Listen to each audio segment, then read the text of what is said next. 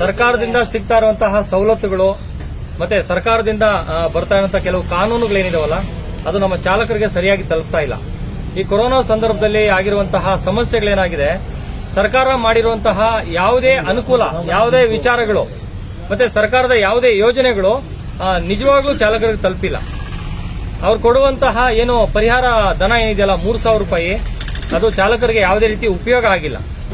ಒಬ್ಬ ಚಾಲಕನ ಒಂದು ದೈನಂದಿನ ಚಟುವಟಿಕೆಗಳು, ಅವನ ಮಾಸಿಕ ಚಟುವಟಿಕೆಗಳಿಗೆ ಸರ್ಕಾರದಿಂದ ಸಿಕ್ಕಿರುವಂತಹ ಈಗ ಒಂದು ಉಡುಗೊರೆ ಏನಿದೆಯಲ್ಲ, ಈ ಗಿಫ್ಟ್ ಏನಿದೆಯಲ್ಲ, ಆನೆಗೆ ಒಂದಷ್ಟು ಆಹಾರ ಕೊಟ್ಟಂಗೆ ಆಗೋಗಿದೆ. ಆಮೇಲೆ ಡ್ರೈವರ್ಗಳು ಮತ್ತೆ ಈ ಮಾಲೀಕರು, ಈ ಇನ್ಶೂರೆನ್ಸ್ ಕಂಪನಿಗಳು, ಈ ಫೈನಾನ್ಸ್ ಕಂಪನಿಗಳು, ಮತ್ತೆ ಈ ಟೋಲ್ ಕಂಪನಿಗಳು, ಮತ್ತೆ ಈ ರಸ್ತೆಗಳಲ್ಲಿ ಅಡ್ಡ ಹಾಕೊಳ್ಳುವಂತಹ ಹಗಲು ದರೋಡೆಕೋರರಾಗಿರುವಂತಹ RTO ಅವರು, ನಾನು ಹಗಲು ದರೋಡೆಕೋರ ಅಂತ ಹೇಳಕ್ ಇಷ್ಟಪಡ್ತೀನಿ, RTO ಅವರು, ಇವರುಗಳ ಒಂದು ಟಾರ್ಚರ್ ಸಹಿಸಕ್ಕಾಗದೆ ಡ್ರೈವರ್ಗಳು ಸಾಯ್ತಾ ಇದ್ದಾರೆ. ಇವತ್ತು ರಸ್ತೆಗಳಲ್ಲಿ ಸಾಯ್ತಾ ಇದ್ದಾರೆ. ಹಾಗೆ ಈ ಆರಕ್ಷಕರು, ನಾನು ಇದನ್ನ ಮತ್ತೆ ಹೇಳಕ್ ಇಷ್ಟಪಡ್ತೀನಿ, ಈ ಪೊಲೀಸ್ ಡಿಪಾರ್ಟ್ಮೆಂಟ್ ಅಲ್ಲಿ 99%, 100% ಅಂತ ಹೇಳಕ್ ಇಷ್ಟಪಡಲ್ಲ, ಅದರಲ್ಲೂ ಕೆಲವರು ಎಲ್ಲೋ ಒಳ್ಳೆಯವರಿದ್ದಾರೆ. 99% ಈ ಎಲ್ಲೋ ಬೋರ್ಡ್ ಡ್ರೈವರ್ಗಳನ್ನ ಹಿಡ್ಕೊಳ್ಳೋದು, ಅವ್ರ ಮೇಲೆ ಕೇಸುಗಳನ್ನ ಜಡಿಯೋದು, ಎದುರಿಸೋದು, ಬಡಿಯೋದು, ಇದೇ ಮಾಡ್ತಾ ಇದ್ದಾರೆ. ಒಂದು ಆರಕ್ಷಕರು ಸಹ ಚಾಲಕರ ಬಗ್ಗೆ ಒಂದು ಗೌರವನ, ಪ್ರೀತಿಯನ್ನ ಉಳಿಸ್ಕೊಂಡು ಹೋಗ್ಬೇಕು. ಈ ಕೊರೋನಾ ಸಂದರ್ಭದಲ್ಲಿ ಅವರ ಕುಟುಂಬಗಳನ್ನ ನಡೆಸಕ್ ಆಗ್ತಾ ಇಲ್ಲ, ತುಂಬಾ ಕೆಟ್ಟ ಸ್ಥಿತಿಯನ್ನ ಅನುಭವಿಸ್ತಾ ಇದ್ದಾರೆ. ಆಮೇಲೆ ಅಪಘಾತ ಪರಿಹಾರ ನಿಧಿ ಅಂತ ಏನ್ ಕರೀತಾರೆ, ಒಬ್ಬ ಡ್ರೈವರ್ ತೀರ್ಕೊಂಡ್ರೆ, ಒಬ್ಬ ಎಲ್ಲೋ ಬ್ಯಾಡ್ಜ್ ಡ್ರೈವರ್ ತೀರ್ಕೊಂಡ್ರೆ 5 ಲಕ್ಷ ರೂಪಾಯಿ ಹಣ ಬರುತ್ತೆ ಅಂತ ಎಷ್ಟೋ ಜನಕ್ಕೆ ಗೊತ್ತಿಲ್ಲ. ಅದನ್ನ ತಿಳಿಸಬೇಕಾಗಿರುವಂತಹ ಚಾಲಕ ಸಂಘಟನೆಗಳು ನಮ್ಮ ಸಂಘದಲ್ಲಿ ಮೆಂಬರ್ ಆಗಿ ಅಂತ ಮೆಂಬರ್ ಮಾಡ್ಕೊಳ್ತಾ ಇದ್ದಾರೆ ಹೊರತು ಅವ್ರಿಗೆ ಜಾಗೃತಿ ಮಾಡಿಸೋ ನಿಟ್ಟಿನಲ್ಲಿ ಕೆಲಸ ಮಾಡ್ತಾ ಇಲ್ಲ. ಆಮೇಲೆ ಇವತ್ತು ರಸ್ತೆಗಳಲ್ಲಿ ಚಾಲಕರು ಬೀದಿ ಹೆಣಗಳಾಗ್ತಾ ಇದ್ದಾರೆ. ಅವ್ರಿಗೆ ಸಹಾಯ ಮಾಡೋ ನಿಟ್ಟಿನಲ್ಲಿ ಯಾವುದೇ ಸಂಘ ಸಂಸ್ಥೆಗಳು ಮೀನಾಮೇಷ ಎಣಿಸ್ತಾ ಯಾರು ಸಹಾಯ ಮಾಡ್ತಾ ಇಲ್ಲ. ಅದಕ್ಕಾಗಿ ನಾವು ಕರ್ನಾಟಕ ರಾಜ್ಯದಲ್ಲಿರುವಂತಹ ಎಲ್ಲ ಜಿಲ್ಲೆಗಳಿಗೆ ನಾನು ಪ್ರತಿ ವಾರದಲ್ಲಿ 4 ದಿನ ಎಲ್ಲ ಜಿಲ್ಲೆಗಳಿಗೆ ಪ್ರವಾಸ ಮಾಡ್ತಾ ಇದ್ದೀನಿ. ಈಗ ಬೀದರ್, ಗುಲ್ಬರ್ಗಾ, ರಾಯಚೂರು, ಯಾದಗಿರಿ ಮತ್ತೆ ವಿಜಯನಗರ, ಬಳ್ಳಾರಿ ಮುಗಿಸ್ಕೊಂಡು ಈಗ ಮೈಸೂರು, ಕೊಡಗು, ಮಂಡ್ಯ ಮತ್ತೆ ಚಾಮರಾಜನಗರ ಬಂದಿದ್ದೀನಿ. ಇನ್ನು 2 ತಿಂಗಳೊಳಗಾಗಿ ಕರ್ನಾಟಕ ರಾಜ್ಯದಲ್ಲಿರುವಂತಹ ಎಲ್ಲ ಜಿಲ್ಲೆಗಳನ್ನ ನಾನು ಪ್ರವಾಸ ಮಾಡ್ತೀನಿ. ನನ್ನ ಗುರಿ ಇಷ್ಟೇ, ನಾನು ಇರುವಂತ ಎಲ್ಲಾ ಡ್ರೈವರ್ಗಳಿಗೂ ಸಹಾಯ ಮಾಡ್ತೀನಿ, ಮನವರಿಕೆ ಮಾಡ್ತೀನಿ ಅಂತಲ್ಲ, ನನ್ನ ಶಕ್ತ್ಯಾನುಸಾರ ನನಗೆ ದೇವರು ಏನು ಆಶೀರ್ವಾದ ಕೊಟ್ಟಿದ್ದಾನೆ, ನನ್ನ ಸಂಘಟನೆ ನನಗೇನು ಜವಾಬ್ದಾರಿ ಕೊಟ್ಟಿದೆ, ನನಗೇನು ದೇವರ ಅನುಗ್ರಹ ಕೊಟ್ಟಿದ್ದಾನೆ, ಆ ಪ್ರಯತ್ನ ನಾನು ಮಾಡ್ತಾ ಇದ್ದೀನಿ. ನನ್ನ ಕೈಲಾದಷ್ಟು ಡ್ರೈವರ್ಗಳಿಗೆ ಜಾಗೃತಿ ಮೂಡಿಸುವಂಥದ್ದು, ನಮ್ಮ ಸಂಘಟನೆ ಮುಖ್ಯವಾಗಿ ಅವ್ರಿಗೇನು ಸಹಾಯ ಮಾಡೋಕ್ಕಾಗುತ್ತೆ ಪ್ರಯತ್ನ ನಾನು ಮಾಡ್ತಾ ಇದ್ದೀನಿ. ಮೊದಲನೇ ಕೊರೋನಾ ಸಂದರ್ಭದಲ್ಲಿ, ಮೊದಲನೇ ಲಾಕ್ಡೌನ್ ಸಂದರ್ಭದಲ್ಲಿ Karnataka drivers and owners welfare association ದಾನಿಗಳ ಸಹಾಯದಲ್ಲಿ ಈ ತರಕಾರಿ ವಾಹನಗಳ ಓಡಿಸುವಂತ ಡ್ರೈವರ್ಗಳಿರ್ಬೋದು, ಆಂಬ್ಯುಲೆನ್ಸ್ ಡ್ರೈವರ್ಗಳಿರ್ಬೋದು, ಎಸೆನ್ಷಿಯಲ್ ಗೂಡ್ಸ್ ವಾಹನಗಳ ಡ್ರೈವರ್ಗಳಿರ್ಬೋದು, ಅವರಿಗೆ ನಾವು ರಸ್ತೆಗಳಲ್ಲಿ ನಿಂತು 3.5 ಲಕ್ಷ ಜನಕ್ಕೆ ಅನ್ನದಾನವನ್ನ ಮಾಡಿದ್ದೇವೆ. ಅದಾದ ನಂತರ ಆಕ್ಸಿಡೆಂಟ್ ಆಗಿರುವಂತಹ ಚಾಲಕರನ್ನ, ಆಕ್ಸಿಡೆಂಟ್ ಆಗಿರುವಂತಹ ವಿಕ್ಟಿಮ್ಸ್ ಅನ್ನ ಕರ್ಕೊಂಡು ಹೋಗೋದಕ್ಕೆ ಆಂಬ್ಯುಲೆನ್ಸ್ಗಳ ಲಭ್ಯತೆ ಇಲ್ಲದಿರುವಾಗ ನಾವು ಆಂಬ್ಯುಲೆನ್ಸ್ ಸೇವೆಗಳನ್ನ ಕೊಟ್ಟಿದ್ದೇವೆ, ಉಚಿತವಾಗಿ ಕೊಟ್ಟಿದ್ದೇವೆ. ಹಾಗೆ 2ನೇ ಲಾಕ್ಡೌನ್ ಸಂದರ್ಭದಲ್ಲಿ ಹಲವಾರು ಸಂಘ ಸಂಸ್ಥೆಗಳ ಸಹಯೋಗದಲ್ಲಿ ನಾವು ಸರಿಸುಮಾರು 30 ದಿನಗಳ ಕಾಲ ನಾವು ಅನ್ನದಾನವನ್ನ ಮಾಡಿದ್ದೇವೆ. ಬಹುತೇಕ ಚಾಲಕರ ಮೇಲೆ ನಾವು ಕೆಲಸ ಮಾಡ್ತಾ ಇದ್ವಿ. ನಾನು ಸರ್ಕಾರವನ್ನ, ಮಾಧ್ಯಮದವರನ್ನ ಒತ್ತಾಯ ಮಾಡಕ್ಕೆ ಇಷ್ಟಪಡ್ತೀನಿ. ಸರ್ಕಾರ ಮಾಡ್ತಾರಂತಹ ಯೋಜನೆಗಳು ಬಡ ಚಾಲಕರಿಗೆ ತಲುಪ್ತಾ ಇಲ್ಲ. ಸರ್ಕಾರ ಚಾಲಕರಿಗೆ ವೈದ್ಯಕೀಯ ಚಿಕಿತ್ಸೆಗಳನ್ನ ಕೊಡಬೇಕು. ಎಲ್ಲಾ ಡ್ರೈವರ್ಗಳಿಗೆ ಪ್ರತಿ 3 ರಿಂದ 4 ತಿಂಗಳಿಗೊಮ್ಮೆ ಉಚಿತವಾದಂತಹ ಚಿಕಿತ್ಸೆಗಳನ್ನ ಸರ್ಕಾರ ಎಸೆನ್ಷಿಯಲ್ ಮಾಡಬೇಕು. ಅವರ ಜೀವಿತದ ನಂತರ, ಅವರ ಶಕ್ತಿ ಮುಗಿದ ನಂತರ, ಅವರ ಒಂದು ಕೊನೆಗಾಲದಲ್ಲಿ ಅವರಿಗೆ ಪೆನ್ಷನ್ ಆಪ್ಷನ್ ಅನ್ನ ಮಾಡಬೇಕು. ಡ್ರೈವರ್ಗಳಿಗೆ ಕೊನೆಗಾಲದಲ್ಲಿ ಬರುವಂತಹ ಕಾಯಿಲೆಗಳಿರ್ಬೋದು, ಅವರ ಜೀವನಾಂಶಕ್ಕೆ ಸರ್ಕಾರದಿಂದ ಏನಾದರೂ ಮಾಸಾಶನ ಅಂತ ಬಿಡುಗಡೆ ಮಾಡಬೇಕು. ಹಾಗೆ ಚಾಲಕರ ಮಕ್ಕಳಿಗೆ ಮದುವೆ ಸಂದರ್ಭದಲ್ಲಿ ಸರ್ಕಾರದಿಂದ ಅನುದಾನಗಳನ್ನ ಕೊಡಬೇಕು. ಯಾಕೆ ಈ ಮಾತನ್ನ ಹೇಳ್ತಾ ಇದ್ದೀನಿ ಅಂತಂದ್ರೆ, ಅವನಿಗೆ ಬರುವಂತ ಆದಾಯದಲ್ಲಿ ಅವನು ಊಟ ಮಾಡಿ ಅವನ ಕುಟುಂಬ ಪೋಷಣೆ ಮಾಡಕ್ಕೆ ಇವತ್ತು ಆಗ್ತಾ ಇಲ್ಲ. ಸರ್ಕಾರದಿಂದ ಕೇಳ್ಕೊಳ್ಳೋದಿಷ್ಟೇ, ಬಟ್ ಡ್ರೈವರ್ಗೆ ಅವನ ಕುಟುಂಬಕ್ಕೆ ಬೇಕಾಗಿರುವಂತಹ ಅವಶ್ಯಕತೆಗಳು ಏನಿದೆ, ಅವನ ಮಕ್ಕಳ ವಿದ್ಯಾಭ್ಯಾಸಕ್ಕೆ ಸಹಾಯ ಮಾಡಬೇಕು. ಚಾಲಕರಿಗೆ ಅಂತೇಳಿ ವಿಶೇಷ ಪ್ಯಾಕೇಜ್ ಅನ್ನ ಕೊಡಬೇಕು ಅಂತ ನಾನು ಈ ಮೂಲಕ ಕೇಳ್ಕೊಂತೀನಿ. ಚಾಲಕ ಮತ್ತೆ ಮಾಲೀಕರ ಅಭಿವೃದ್ಧಿ ನಿಗಮ ಮಾಡಬೇಕು. ಇವತ್ತು ಪ್ರತಿಯೊಂದು ಜಾತಿಗೆ ಒಂದೊಂದು ಅಭಿವೃದ್ಧಿ ನಿಗಮ ಮಾಡ್ತಾ ಇದೆ ಸರ್ಕಾರ. ಕೋಟ್ಯಾಂತರ ರೂಪಾಯಿ ವಿನಿಯೋಜನೆ ಮಾಡ್ತಾ ಇದೆ.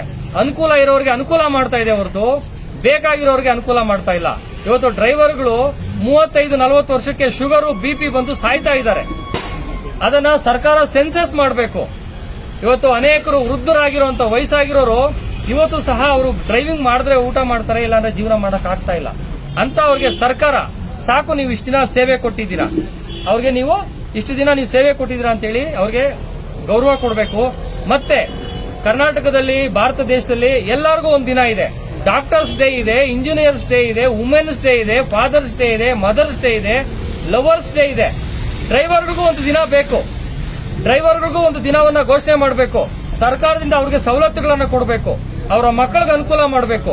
ಈ ಭಾರತ ದೇಶದಲ್ಲಿ ಏನು 3 ಸಿಂಹಗಳು ಅಂತ ಕರಿತೀವಿ ನಾವು, ಕಾನೂನು, ರಾಜಕೀಯ ಮತ್ತೆ ಆಡಳಿತ ವ್ಯವಸ್ಥೆನ ನಾವೇನು 3 ಸಿಂಹಗಳಂತ ಗುರುತಿಸ್ತೀವಿ. ಈ ಸೇವೆ ಕೊಡ್ತಾ ಇರುವಂತ 4ನೇ ಸಿಂಹನೇ ಡ್ರೈವರ್. ಈ 4ನೇ ಈ ಏನು ಇವತ್ತು ಸೇವಾಂಗ ಅಂತ ಏನ್ ಕರಿತೀವಿ ನಾವು, ಡ್ರೈವರ್, ಅವನಿಗೆ ಯಾವುದೇ ರೀತಿ ಪ್ರಾಶಸ್ತ್ಯ ಕೊಡ್ತಾ ಇಲ್ಲ, ಸರ್ಕಾರದಲ್ಲಿ ಮಾನ್ಯತೆ ಕೊಡ್ತಾ ಇಲ್ಲ, ಅವನಿಗೆ ಗೌರವ ಕೊಡ್ತಾ ಇಲ್ಲ.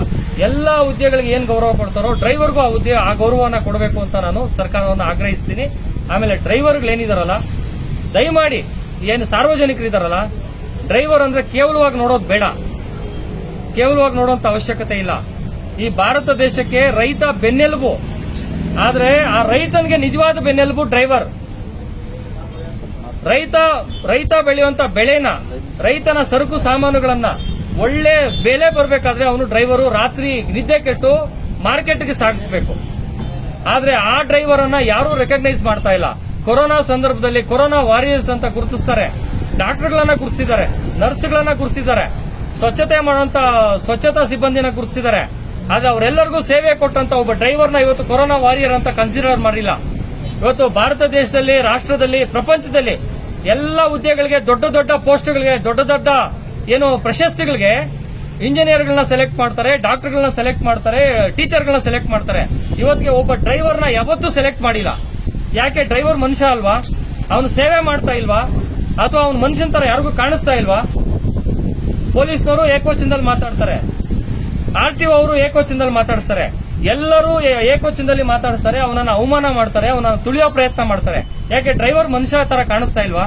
ಕರ್ನಾಟಕ ಸರ್ಕಾರದ ಮಾನ್ಯ ಮುಖ್ಯಮಂತ್ರಿಗಳಿಗೆ ಕೇಳ್ಕೊಂತೀನಿ, ಭಾರತ ಸರ್ಕಾರದ ಮಾನ್ಯ ಪ್ರಧಾನಮಂತ್ರಿಗಳಿಗೆ ಕೇಳ್ಕೊಂತೀನಿ, ಹಾಗೆ ವಿರೋಧ ಪಕ್ಷದ ಎಲ್ಲಾ ಜನಗಳಿಗೆ ಕೇಳ್ಕೊಂತೀನಿ, JDS ಇರ್ಬೋದು, ಬಿಜೆಪಿ ಇರ್ಬೋದು, ಕಾಂಗ್ರೆಸ್ ಇರ್ಬೋದು, ಎಲ್ಲ ದೊಡ್ಡ ಮನುಷ್ಯರನ್ನು ಕೇಳ್ಕೊಂತೀನಿ. ದಯಮಾಡಿ ಚಾಲಕರಿಗೆ ಒಂದು ಅಭಿವೃದ್ಧಿ ನಿಗಮ ಮಾಡಿ, ವರ್ಷಕ್ಕೆ ಒಂದು 200-300 ಕೋಟಿ ಅವ್ರಿಗೆ ಬಿಡುಗಡೆ ಮಾಡಿ. ಡ್ರೈವರ್ಗಳನ್ನ ಸಾರಿಗೆ ಮಂತ್ರಿಯನ್ನಾಗಿ ನೇಮಕ ಮಾಡ್ಕೊಳ್ಳಿ. ಯಾವ ವ್ಯಕ್ತಿ ಸಾರಿಗೆ ಮಂತ್ರಿ ಆಗ್ತಾನೆ, ಅವನು ಡ್ರೈವರ್ ಆದ್ರೆ ಮಾತ್ರ ಸಾರಿಗೆ ಕ್ಷೇತ್ರದ ಅನುಭವ ಆಗ್ತದೆ. 3 ತಿಂಗಳಿಗೆ ಎಷ್ಟು ಟ್ಯಾಕ್ಸ್ ಇದೆ, ವರ್ಷಕ್ಕೆ ಎಷ್ಟು ಟ್ಯಾಕ್ಸ್ ಕಟ್ಟಬೇಕು, ಅವನ ಸಮಸ್ಯೆ ಏನಿದೆ, ರಿನ್ಯೂವಲ್ಗೆ ಹೋದಾಗ RTOದಲ್ಲಿ ಎಷ್ಟು ಕಮಿಷನ್ ಕೊಡಬೇಕು, ಒಂದು ಟೈರ್ಗೆ ಎಷ್ಟು ಬೆಲೆ ಇದೆ, ಒಂದು ಟೈರ್ ಒಂದು ವರ್ಷದಲ್ಲಿ ಎಷ್ಟು ಸಲ ಬದಲಾವಣೆ ಮಾಡಬೇಕು, ಒಂದು ಪಂಚರ್ಗೆ ಎಷ್ಟು ದುಡ್ಡಿದೆ, ಒಂದು ಸರ್ವಿಸ್ಗೆ ಎಷ್ಟು ದುಡ್ಡಿದೆ, ಆಯಿಲ್ಗೆ ಎಷ್ಟು ದುಡ್ಡಿದೆ, ವರ್ಷ ಎಷ್ಟು ರಿನ್ಯೂವಲ್ ಅವನು ಕಟ್ಟಬೇಕಾಗಿದೆ. ಇನ್ಶೂರೆನ್ಸ್ ಕಂಪನಿಗಳವರು ದಬ್ಬಾಳಿಕೆ ಮಾಡ್ತಾ ಇದ್ದಾರೆ, ಇನ್ಶೂರೆನ್ಸ್ ಕಂಪನಿಗಳು ದರೋಡೆ ಮಾಡ್ತಾ ಇದ್ದಾರೆ. ಇವುಗಳನ್ನ ಪ್ರಶ್ನೆ ಮಾಡಬೇಕಾದ್ರೆ ಒಳ್ಳೆ ಹುದ್ದೆಗಳಲ್ಲಿ ಡ್ರೈವರ್ ಇರಬೇಕು. ನಾನು ಕರ್ನಾಟಕ ಸರ್ಕಾರವನ್ನು ಕೇಳ್ಕೊಂತೀನಿ, MNCಗಳನ್ನಾಗಿ ನೀವು ತಗೊಳ್ತಾ ಇದ್ದೀರಾ, ದುಡ್ಡಿರೋನ 200 ಕೋಟಿ 300 ಕೋಟಿ ಇರೋನ್ನ ನೀವು MNC ಮಾಡ್ಕೊಂತಾ ಇದ್ದೀರಾ, ಟೀಚರ್ ಕ್ಷೇತ್ರದಲ್ಲಿ ಟೀಚರ್ಗಳನ್ನ ಮಾಡ್ಕೊಂತಾ ಇದ್ದೀರಾ, ಇಂಜಿನಿಯರಿಂಗ್ ಕ್ಷೇತ್ರದಲ್ಲಿ ಇಂಜಿನಿಯರ್ನ ಮಾಡ್ಕೊಂತಾ ಇದ್ದೀರಾ. ನಾನು ಕರ್ನಾಟಕ ಸರ್ಕಾರ ಮತ್ತೆ ಭಾರತ ಸರ್ಕಾರಕ್ಕೆ ಪ್ರಶ್ನೆ ಮಾಡ್ತೀನಿ, ಯಾವ್ದಾದ್ರೂ ಒಬ್ಬ ಡ್ರೈವರ್ನ ನಾಮನಿರ್ದೇಶಿತ ವಿಧಾನ ಪರಿಷತ್ ಸದಸ್ಯನನ್ನಾಗಿ ಮಾಡ್ಕೊಂಡಿದ್ದೀರಾ ನೀವು? ಯಾಕೆ ಅವ್ನು ಮನುಷ್ಯ ಅಲ್ವಾ? ದಯವಿಟ್ಟು ಕೇಳ್ಕೊಂತೀನಿ, ಕರ್ನಾಟಕ ಸರ್ಕಾರನ ನಾನು ಪ್ರಶ್ನೆ ಮಾಡ್ತೀನಿ, ಮಾಧ್ಯಮದವ್ರನ್ನ ಕೇಳ್ಕೊಂತೀನಿ, ಒಬ್ಬ ಡ್ರೈವರ್ ಅನ್ನ ವಿಧಾನ ಪರಿಷತ್ಗೆ ಆಯ್ಕೆ ಮಾಡಿ. ನಮ್ಮ ಕಷ್ಟಗಳನ್ನ ಅಲ್ಲಿ ಹೇಳ್ಕೋಬೇಕು. ಅವನು ನಾವು ರಸ್ತೆಗಳಲ್ಲಿ ಹೇಳ್ಕೊಂಡು ಮಾತ್ರಕ್ಕೆ ಉಪಯೋಗ ಇಲ್ಲ. ರಾಜಕೀಯ ಶಕ್ತಿ ಅವನಿಗೆ ಕೊಡಬೇಕು, ಪ್ರಾತಿನಿಧ್ಯವನ್ನ ಕೊಡಬೇಕು, ಹಾಗೆ ಚಾಲಕರನ್ನ ಬದುಕಿಸಬೇಕು, ಬದುಕೋದಕ್ಕೆ ಬಿಡಬೇಕು ಅಂತೇಳಿ ನಾನು ಈ ಮೂಲಕ ಕೇಳ್ಕೊಂತೀನಿ. ಕರ್ನಾಟಕ ರಾಜ್ಯದಲ್ಲಿ ಎಲ್ಲ ಜಿಲ್ಲೆಗಳಲ್ಲೂ ಈ ಅಭಿಯಾನ ಶುರು ಮಾಡಿದ್ದೀನಿ. ಎಲ್ಲ ಮಾಧ್ಯಮದವರು ಕೇಳ್ಕೊಂತೀನಿ, ನೀವೆಲ್ಲ ಸಪೋರ್ಟ್ ಮಾಡಬೇಕು. ನಾನು ಇದರ ಮಾಧ್ಯಮದಲ್ಲಿ ಪ್ರಚಾರಕ್ಕಾಗಿ ಮಾಡ್ತಾ ಇಲ್ಲ, ಇದೊಂದು ಪ್ರೇರಣೆಗೋಸ್ಕರ ಮಾಡ್ತಾ ಇದ್ದೀನಿ. ನಾನು ಯಾವುದೇ ರಾಜಕೀಯ ವ್ಯಕ್ತಿ ಅಲ್ಲ, ಯಾವುದೇ ಪಕ್ಷದವನಲ್ಲ, ಯಾವುದೇ ಜಾತಿ ಪರವಾಗಿಲ್ಲ. ನನ್ನ ಜಾತಿ ಚಾಲಕರ ಜಾತಿ. ಆ ಚಾಲಕರಿಗೋಸ್ಕರ ನಾನು ಪ್ರಾಮಾಣಿಕ ಪ್ರಯತ್ನ ಮಾಡ್ತೀನಿ. ನನ್ನ ಕೊನೆಯ ಉಸಿರಿರೋವರೆಗೂ ಅವ್ರಿಗಾಗಿ ಪ್ರಾಮಾಣಿಕವಾಗಿ ದುಡಿತೀನಿ. ಸರಳವಾಗಿ ಜೀವನ ಮಾಡಿಕೊಂಡು ಹೋಗುವಂತ ಎಲ್ಲ ಚಾಲಕರ ಪರವಾಗಿ ಜಾತ್ಯತೀತ ಶಕ್ತಿಗಳನ್ನಾಗಿ ಬೆಳೆಸಬೇಕು. ಚಾಲಕರನ್ನ ಎಲ್ಲಾ ಪಕ್ಷದವರು ಬಳಸ್ಕೊಂತ ಇದ್ದಾರೆ, ಯಾರು ಬೆಳೆಸ್ತಾ ಇಲ್ಲ. ಓಟಿಗೆ ಬಳಸ್ಕೊಂತ ಇದ್ದಾರೆ, ಅವ್ರನ್ನ ಯಾರು ಬೆಳೆಸ್ತಾ ಇಲ್ಲ. ಮುಂದೆ ಆತರ ಆಗೋದ್ ಬೇಡ. ಎಲ್ಲ ಏರಿಯಾದಲ್ಲಿ ಇರುವಂತಹ MLAಗಳನ್ನು ಕೇಳ್ಕೊಂತೀನಿ, ದಯಮಾಡಿ ಎಲ್ಲಾರ್ಗೂ ರೇಷನ್ ಕೊಡ್ತಾ ಇದ್ರ? ಈ ತರ ಯಾವತ್ತಾದ್ರೂ ಒಂದು ಸ್ಟ್ಯಾಂಡ್ ಬಂದು ಒಂದು ಡ್ರೈವರ್ಗೆ ರೇಷನ್ ಕೊಟ್ಟಿದ್ದೀರಾ ನೀವು? ಯಾವತ್ತನ ಕೊಟ್ಟಿದ್ದೀರಾ ನೀವು? ದಯಮಾಡಿ ನಾನು ಎಲ್ಲ MLA ಗಳನ್ನು ಕೇಳ್ಕೊಂತೀನಿ, ಇಂಥ MLA ಅಂತ MLA